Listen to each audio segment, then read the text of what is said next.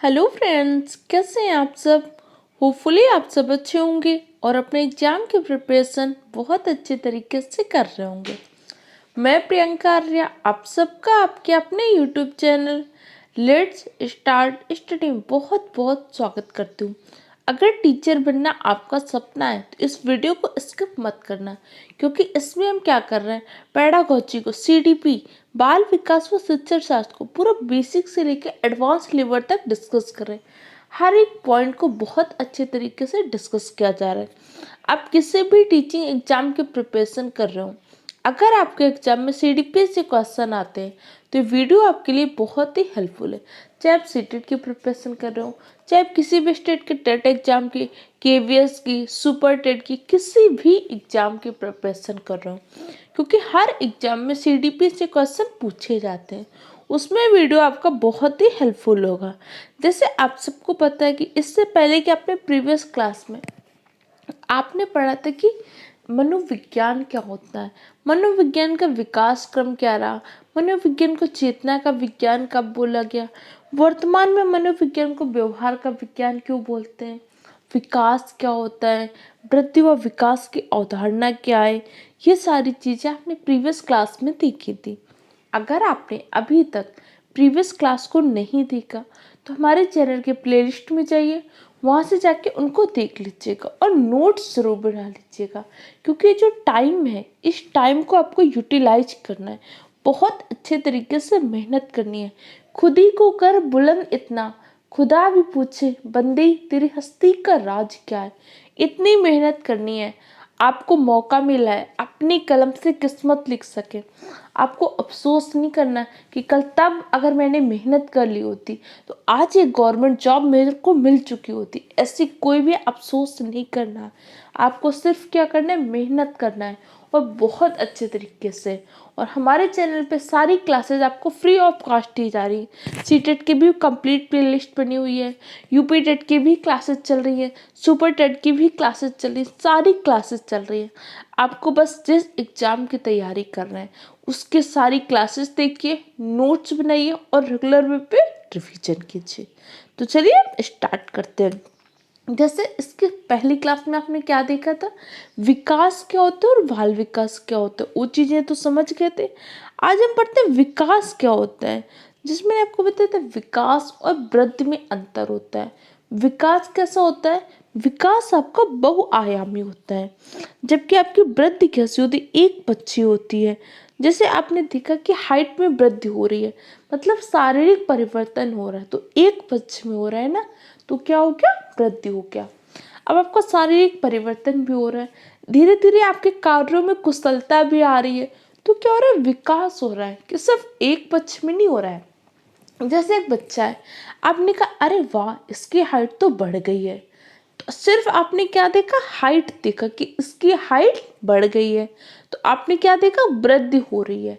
लेकिन जब आपने देखा कि इसकी हाइट तो बढ़ ही रही है, इसके साथ साथ इसके कार्यों में कुशलता आ रही है, अच्छे से बोल पा रहा है, उच्चारण शुद्ध हो रहा है, चीज़ों को पकड़ पा रहा है और चीज़ें समझ पा रहा है, तो मतलब काफ़ी सारे पक्षों में क्या हो रहा है, डेवलपमेंट हो रहा है। इसी को क्या बोलते हैं, विकास।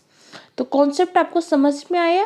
वृद्धि क्या होती है, एक निश्चित समय तक होती है और वृद्धि एक पक्षी होती है। विकास जीवन पर्यंत चलता है, तथा विकास क्या होता है, बहुआयामी, ये बहुत सारे पक्ष में होते हैं। क्लियर हो क्या, ये दोनों पॉइंट को नोट कर लीजिएगा, आपके लिए बहुत ही इम्पोर्टेंट है। कोई भी पॉइंट आपको समझ में नहीं आए तो तुरंत कमेंट बॉक्स में कमेंट कीजिएगा, क्योंकि आपके लिए बहुत ही हेल्पफुल है और इस टॉपिक से क्वेश्चन हर बार टीचिंग एग्जाम में पूछा ही जाता है। आप सीटेट की, यूपी टेट, किसी भी एग्जाम का पेपर देख लीजिए, वृद्धि व विकास टॉपिक से तो क्वेश्चन पूछा ही गया है। क्लियर हो क्या, कुछ भी कंफ्यूजन हो तुरंत कमेंट बॉक्स में कमेंट कीजिएगा। अगर आप चैनल में नए हैं तो चैनल को सब्सक्राइब कर लीजिए, वीडियो को अपने दूसरे फ्रेंड के साथ भी शेयर कीजिए। विकास क्या होता है, तो विकास की परिभाषा अलग अलग मनोवैज्ञानिकों ने अलग अलग दी है। तो सबसे पहले हम पढ़ते हैं स्किनर के अनुसार। स्किनर ने कहा कि विकास एक सतत व धीमी प्रक्रिया है। स्किनर कह रहे कि जो विकास होता है सतत, सतत का तात्पर्य क्या होता है? निरंतर, लगातार। इन्होंने कहा कि विकास एक तो निरंतर होता है, इसके साथ साथ धीमी प्रक्रिया है।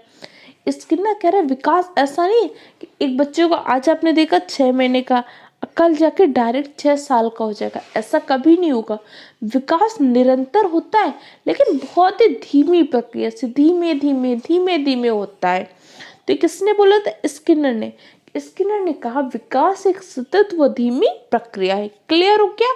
इनको याद भी रखिएगा किसने क्या बोला है, कई बार एग्जाम में इस तरह से क्वेश्चन पूछे जाते हैं। अब नेक्स्ट परिभाषा आपने दी थी मुनरो ने। मुनरो ने कहा कि विकास क्या होता है? भ्रूणावस्था से वृद्धावस्था तक के परिवर्तनों की श्रृंखला है। अर्थात इन्होंने भी क्या बोला कि विकास जीवन पर्यंत चलता है। जैसे एक कोशिका से, जैसे शुक्राणु और अंडाणु के मिलने से क्या बनता है? भ्रूण का निर्माण होता है। तो भ्रूण के निर्माण से जो प्रक्रिया प्रारंभ होती है वो तब कब तक चलती है? मृत्यु तक। जब तक व्यक्ति की मृत्यु नहीं हो जाती तब तक विकास की प्रक्रिया चलती है। तो ये किसने बोला था? मुनरो ने। मुनरो ने कहा कि विकास जो होता है आपको भ्रूण से लेकर कब्र तक चलता है। कब से कब? भ्रूणावस्था से कब्र तक चलता है, जब तक व्यक्ति की मृत्यु नहीं होती। अर्थात विकास कैसे प्रक्रिया है? विकास गर्भ से लेकर कब्र तक चलने वाली एक प्रक्रिया है। इस तरह से भी एक बार क्वेश्चन पूछा गया था।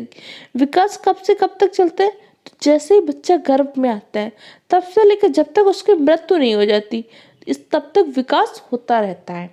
तो विकास गर्भ से लेकर कब्र तक चलने वाली एक प्रक्रिया है। विकास निरंतर चलने वाली प्रक्रिया है।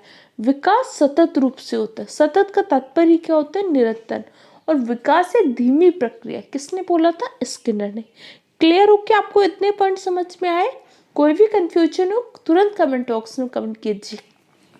बस आपको मेहनत जरूर करनी है, हर हाल में मेहनत करनी है। अपने माँ बाप का सपना पूरा करके दिखाना है। जो आपके पड़ोसी रिश्तेदार जो बोलते थे नहीं आपसे नहीं हो पाएगा, उनको दिखाना है कि एक गवर्नमेंट जॉब लेके तो आपको दिखाना ही है। इसलिए हर हाल में मेहनत की। अब नेक्स्ट परिभाषा आप देखते हैं हरलॉक की। हरलॉक ने क्या परिभाषा दी थी? इन्होंने कहा कि विकास नई आकृतियों व योग्यताओं का जन्म है। उन्होंने कहा जो विकास होता है उससे क्या होता है? एक नई आकृति बनती है, नई योग्यता का विकास होता है। जैसे एक बच्चा बहुत छोटा होता है, जब बच्चे का जन्म होता है सर्वावस्था में होता है तो बच्चे के हाथ पैर कितने छोटे होते हैं, बच्चा कितना छोटा हो, धीरे धीरे क्या होता है? उसका विकास, उसका शारीरिक परिवर्तन होता है, उसका होता है मानसिक परिवर्तन, उसके कार्यों में आती है कुशलता। तो कहीं ना कहीं एक नई आकृति बन रही है ना। इसी प्रकार नई योग्यताओं का भी जन्म होता है। जब बच्चा बहुत छोटा होता है तो कुछ लिख पाता है? नहीं लिख पाता, धीरे धीरे लिख पाता है। और आज आप इतने कुशल हो चुके हैं कि बहुत स्पीड से लिख पा रहे हैं। आज आप 2 कौशल एक साथ कर पा रहे हैं, श्रवण कौशल भी कर पा रहे हैं और लेखन कौशल भी कर पा रहे हैं। आप मेरी बात को सुन रहे हैं तो आप कौन सा कौशल का प्रयोग कर रहे हैं? श्रवण कौशल का। इसके साथ आप लिख पा रहे हैं तो आप कौन से कौशल का प्रयोग कर रहे हैं? लेखन कौशल का। अभी आप अपने बगल में एक छोटे से बच्चे को बैठा के देखिए, आप वो क्या ऐसा कर पाएगा? नहीं कर पाएगा। क्यों? क्योंकि अभी उसके इन कौशल का विकास नहीं हुआ। इसीलिए कहते हैं विकास क्या है? नई आकृतियों व योग्यताओं को जन्म, नई नई योग्यताओं को जन्म हो रहा है। किसके माध्यम से? विकास के माध्यम से। ये परिभाषा किसने दी? आपके हरलॉक महोदय ने। क्लियर हो क्या? इतने पॉइंट समझ में आए? कोई भी कंफ्यूजन हो तुरंत कमेंट बॉक्स में कमेंट कीजिए। ओके, चलिए हमारी नेक्स्ट परिभाषा देखते हैं। नेक्स्ट परिभाषा आपके वुडवर्थ के अनुसार। वुडवर्थ क्या बोलते हैं और वुडवर्थ की जो डिफिनीशन बहुत इंपॉर्टेंट है। ये कह रहे विकास जो है वंशानुक्रम व वातावरण का क्या है? गुणनफल है। इस पॉइंट को याद रखिएगा। क्या है?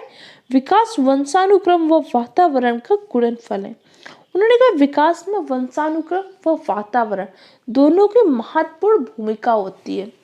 जैसे किसी बच्चे का वंशानुक्रम से आनुवंशिक गुणों से बहुत अच्छा मिले सॉरी, लेकिन आनुवंशिक गुणों से तो उसे बहुत अच्छा मिल गया, ठीक है, लेकिन अगर उसको नहीं मिला अच्छा वातावरण तो बच्चे का पूर्ण रूप से विकास नहीं हो पाएगा।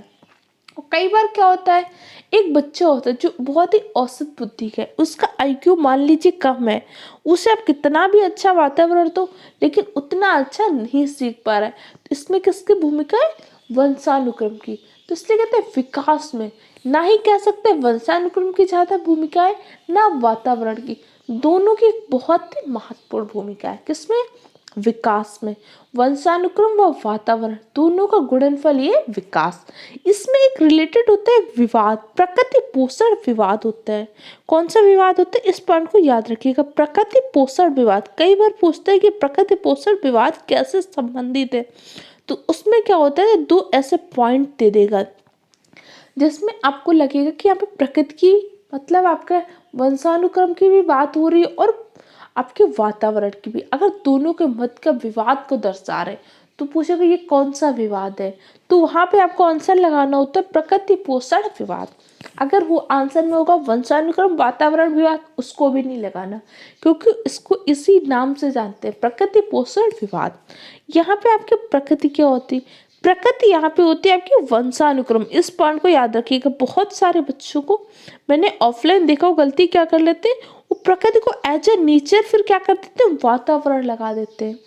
यहाँ पे वातावरण नहीं लगाना है, प्रकृति का मतलब यहाँ पे क्या हो रहा है, वंशानुक्रम। जैसे कहते हैं ना, इस व्यक्ति की तो प्रकृति ही ऐसी हो, वो तो बदल ही नहीं सकती, मतलब वंशानुक्रम। आप अपने जीन अपने गुणों को बदल सकते हैं, नहीं। आपको अपने माता पिता से, आपके पूर्वजों से जो गुण मिले वही आपके क्या है, आनुवंशिक गुण है, उससे आप बदल नहीं सकते। इसलिए यहाँ प्रकृति किसको बोलते हैं, वंशानुक्रम को। और पोषण किसको बोलते हैं, वातावरण को। इस पॉइंट को याद रखिएगा, इस पॉइंट को जरूर लिख लीजिएगा। प्रकृति वंशानुक्रम है, अर्थात प्रकृति को हम बदल नहीं सकते। किसी भी व्यक्ति की प्रकृति को उसका जैसा स्वभाव होगा वो वैसा ही रहेगा, उसमें थोड़ा बहुत परिवर्तन कर सकते हैं लेकिन पूर्ण तरीके से बदल नहीं सकते। और इसके मध्य में जो विवाद होता है उससे हम जानते हैं प्रकृति पोषण विवाद के नाम से। क्लियर हो क्या, चलिए आगे बढ़ते हैं। अब इतना तो समझ में आ गया कि विकास में क्या होता है, आपके वातावरण और वंशानुक्रम दोनों की महत्वपूर्ण भूमिका होती है। अब जैसे आप ये देखिए, ये विकास का एक पक्ष है। जैसे इस तरह से बच्चा है, अगर आप देख रहे हैं सिर्फ इसकी हाइट में वृद्धि, कि पहले इतनी हाइट हुई फिर ऐसे, तो आप क्या देख रहे हैं, वृद्धि देख रहे हैं, क्योंकि आप सिर्फ एक पक्ष को देख रहे हैं। और जब हम एक पक्ष को देखते हैं तो हमारा क्या होता है, वृद्धि।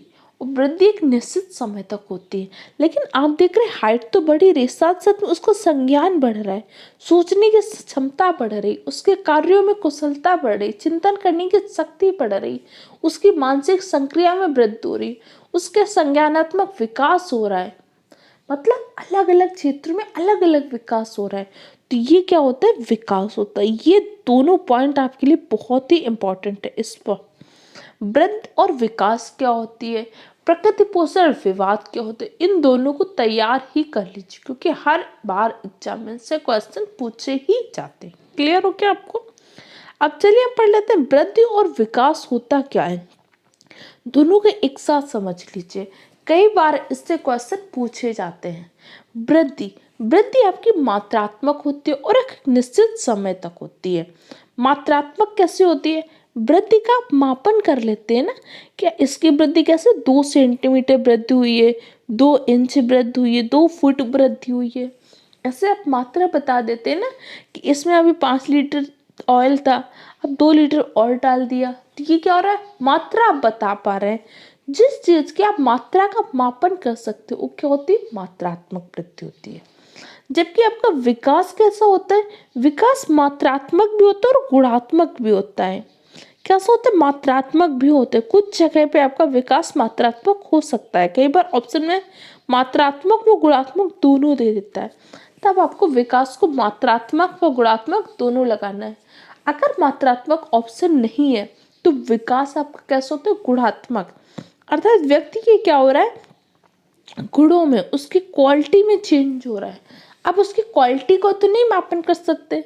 जैसे आपसे बोला गया आपके अंदर ईमानदारी का गुण बहुत ज्यादा है, तो क्या आप बता सकते हैं मेरे अंदर 2 सेंटीमीटर ईमानदारी, ऐसा कहेंगे, नहीं कहेंगे ना, क्या बता सकते हैं? जैसे मैंने बोला, आपके अंदर संघर्ष करने की क्षमता बहुत ज़्यादा है, क्योंकि आप इस टाइम पे क्लास ले रहे हैं, नोट्स बना रहे हैं, तैयारी कर रहे हैं।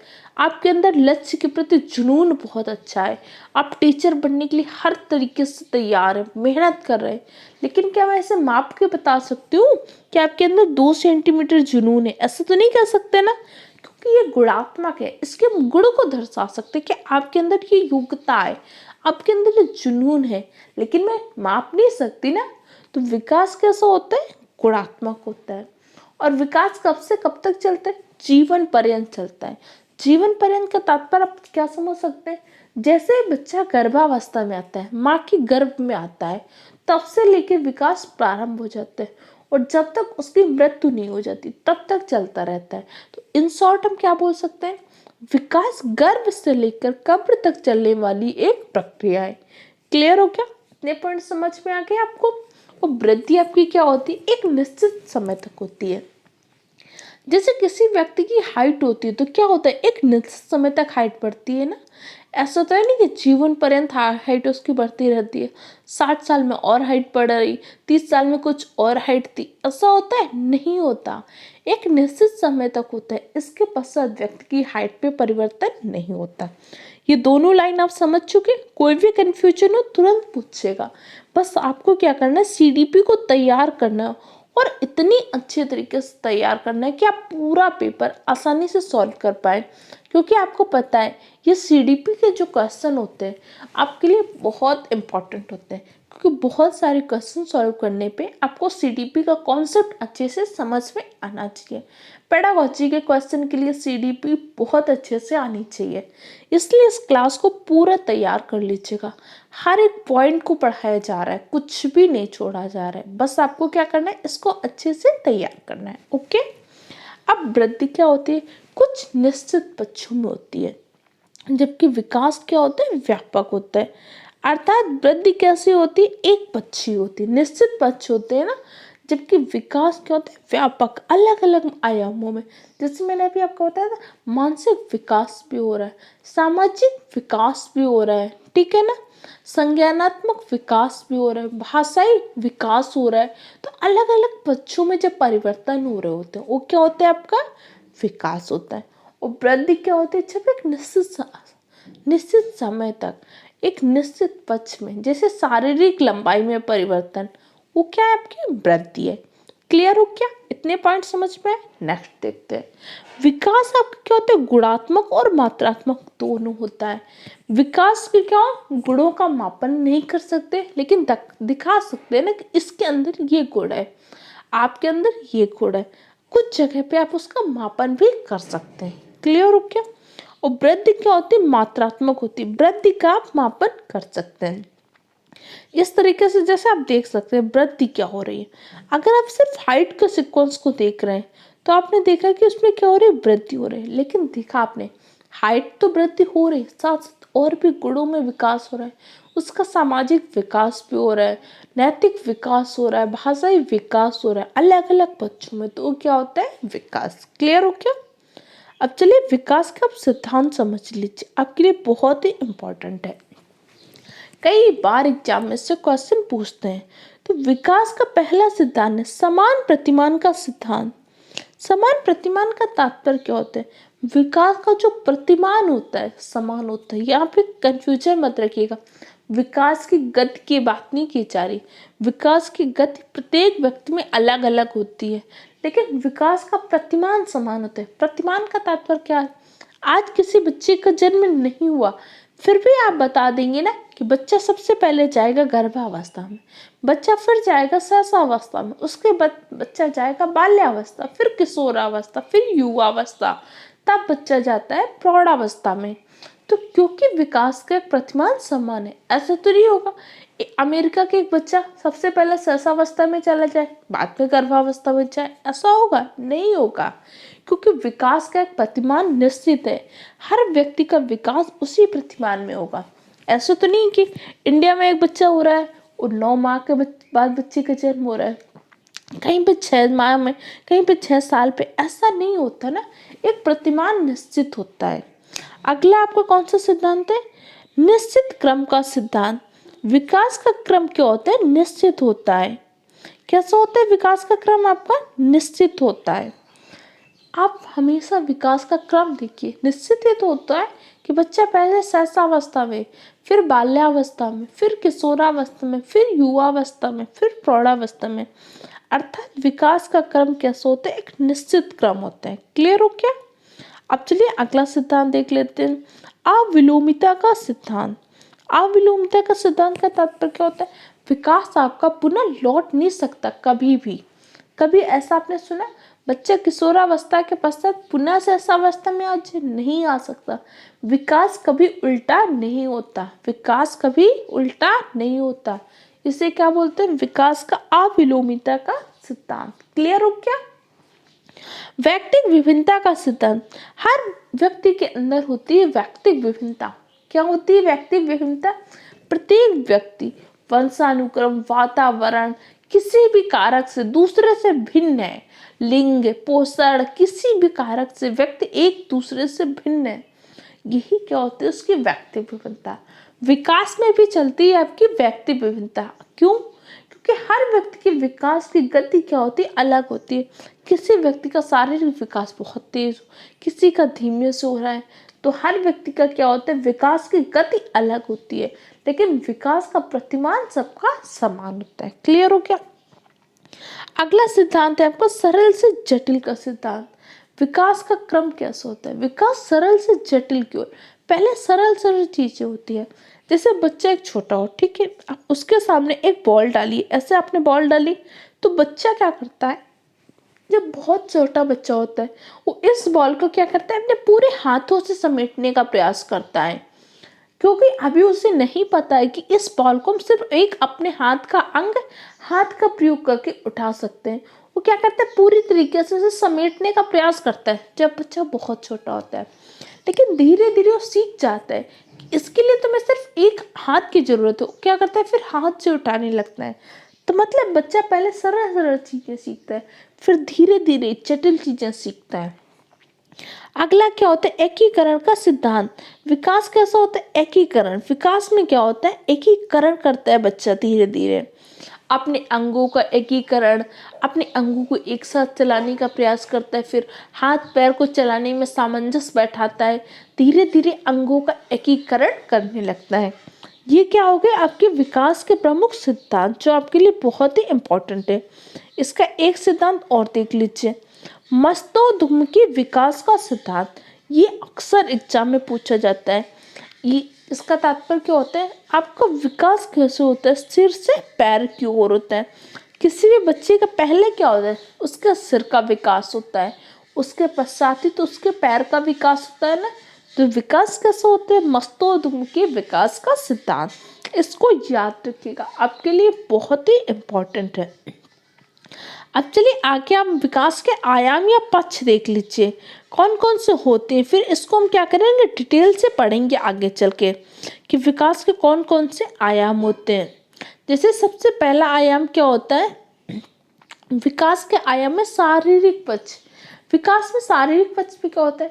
उसकी शारीरिक लंबाई में कितनी परिवर्तन हो रहा है, उसके मस्तिष्क का वजन कितना होता है, शरीर का वजन कितना होता है, शरीर में कुल कितनी हड्डियां होती, शरीर से संबंधित जो परिवर्तन होते हैं वो आपका शारीरिक पक्ष है। अगला क्या होता है? संज्ञानात्मक पक्ष। संज्ञानात्मक पक्ष का तात्पर्य क्या? आपके मस्तिष्क से संबंधित जो भी संरचना, मस्तिष्क से संबंधित जो भी परिवर्तन, बच्चे में सोचने की क्षमता, तर्क करने की क्षमता, चिंतन की क्षमता, सृजनात्मकता का गुण, संज्ञान, संवेग, ये सब भी चीजें। संवेग नहीं होता आपका, संवेग क्या होता है? थोड़ा सा रिलेट होता है, बाकी संवेग आपका क्या होता है? भावात्मक विकास में आता है, इमोशनल डेवलपमेंट में। लेकिन ये सारे पक्ष क्या? आपके संज्ञानात्मक पक्ष, मस्तिष्क से जुड़े हुए जितने भी पक्ष होते हैं वो आपके कैसे होते हैं? संज्ञानात्मक पक्ष होते हैं। भावात्मक पक्ष क्या होता है? व्यक्ति का इमोशनली कैसे, उसके संवेगों का निर्धारण कैसे कर पाता है, संवेगों का नियंत्रण कैसे कर पाता है, ये आपका भावात्मक पक्ष होता है।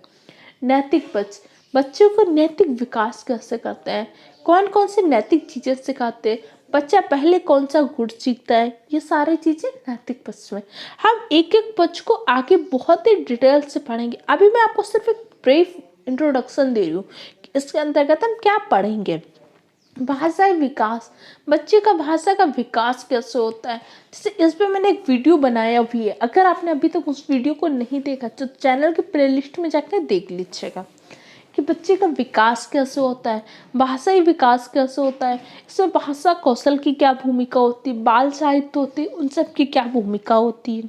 सामाजिक बच्चे समाज से क्या सीखते हैं, समाज से कैसे संबंध स्थापित करते हैं, ये सारी चीज़ें पढ़ेंगे। तो विकास के आयाम को हम नेक्स्ट टॉपिक में डिस्कस करेंगे। फिर हम एक एक अवस्था को डिस्कस करेंगे। शैशवावस्था क्या होती, बाल्यावस्था क्या होती, किशोरावस्था क्या होती, शैशवावस्था में शारीरिक विकास कैसे होता है, शैशवावस्था में मानसिक विकास कैसे होता है, शैशवावस्था में भाषाई विकास क्या होता है, ये सारे टॉपिक को डिस्कस करेंगे।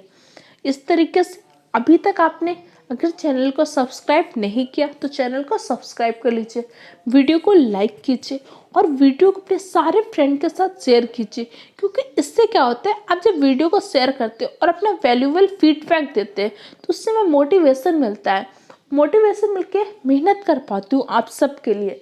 आप सबको पता होगा कि जो PDF बनाना होता है, इतनी फ़ोटो एडिटिंग होती है, बहुत ज़्यादा टाइम लगता है आपके लिए। नोट्स तैयार करना, फ़ोटो एडिटिंग करना, टेलीग्राम में आप सबके लिए क्वेश्चन आंसर देना, नोट्स देना, ये सारी चीज़ें बहुत मेहनत लगती है। हमें भी आपके से मोटिवेशन की ज़रूरत होती है। आप सबको पता है किसी भी काम को करने के लिए मोटिवेशन की बहुत ज़रूरत होती है। जब आप चैनल को सब्सक्राइब करते हैं, वीडियो को लाइक करते हैं, फीडबैक देते हैं, ये हमारे लिए मोटिवेशन का काम करते हैं। तो बस आपको क्या करनी है, मेहनत करनी है। चैनल को सब्सक्राइब कीजिए, वीडियो को लाइक कीजिए, अपने दूसरे फ्रेंड के साथ शेयर कीजिए। हर हाल में आपको अपना सपना पूरा करना है, अपने माँ बाप का सपना पूरा करके दिखाना है। ओके फ्रेंड्स, तो चलिए मिलते हैं नेक्स्ट क्लास में। Thank you for the watching my video.